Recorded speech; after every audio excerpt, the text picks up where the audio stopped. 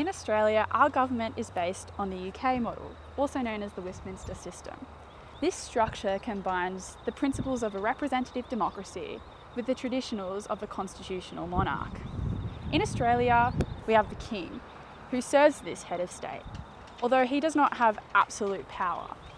Instead, we have a separation of powers. This means that the making, debating and enforcement of laws occurs independently of one another, ensuring accountability and fairness for all.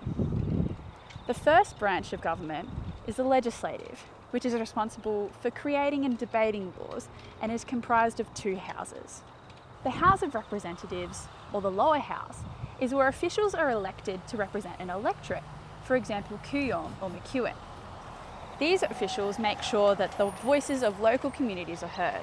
The Senate, or the upper house, is where representatives are elected to advocate for their state or territory. Together, these houses debate and decide the laws that govern the country. The second branch is the executive, which enforces these laws. Headed by the Prime Minister, the executive is comprised of senior ministers. These senior ministers are answerable to the Parliament, which is a key feature of the Westminster system. The third and final branch of the Australian government is the judiciary, which makes judgments about the law.